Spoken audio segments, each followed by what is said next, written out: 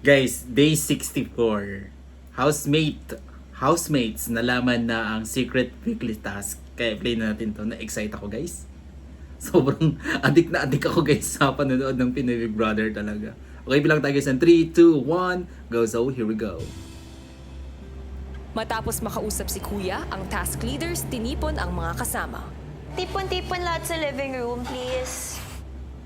Okay, guys. Unang-una, gusto namin magpasalamat sa inyong lahat. As your task leader, sobrang rewarding at fulfilling na makita kayong lahat na nagpupursige sa task na to. And it really means the world to us. Pero kami ni Shuvi, meron kasi kaming hindi nasasabi sa inyo. We were just waiting for the perfect timing to tell you this. So we thought na wala nang ibang paraan kung hindi sabihin ito through a task letter that we received a few days ago.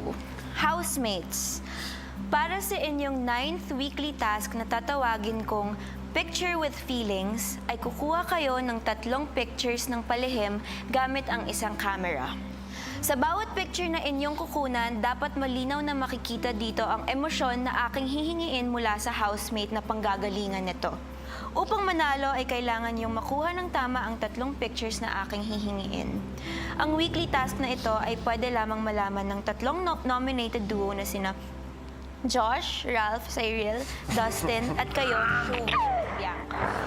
Sorry! Wala kayo?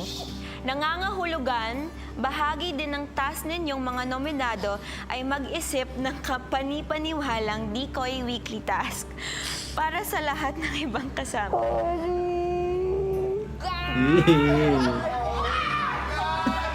Ang galing nyo.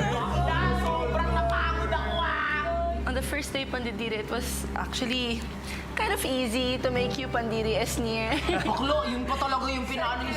Galing na galing po ako sa kanila kasi paano po nila nagawa yun, di ba? It was so real, it was so honest, and we appreciate you, Mikmik. Thank you so much. Happy tears.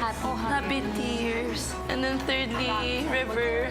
I'm so sorry. I'm sorry. Like, it was so hard for me to do that, but like, for the task, so I hope we talk later and then we clear things out. I'm really sorry if I pushed your buttons. It was really not, that was our intention. That was our intention, but like, it was not real, and I hope you forgive me for it, Rivsky. It gave me a peace of mind kasi akala ko nababaliw na lahat ng mga tao dito, pati ako. Because why would they think that way, or why are they thinking that way and not concerned about Sai? For me naman, guys, I understand it's a task. And ko din, kung lalagay ko yung position ko sa position nyo, it's gonna be so hard for me to do that. And sobrang bilib ko sa inyo nagawa nyo. Ni Mika, napaka-genuine. Sobrang galing nyo. Proud pa. Thank you, Napaka-good listener niya. leaders. Thank you guys.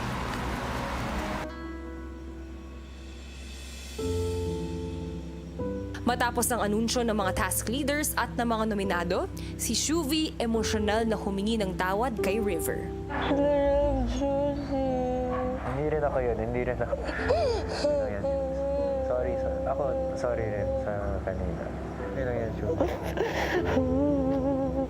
Basta okay tayo. Nang kumalma na ang mga emosyon, ay patuloy na nagpaliwanagan sina Shuvi at River. Pero yun lang talaga magte-trigger sa akin talaga. Kung may ina-appear, may parang binubuli, sobrang kawawa yung isa.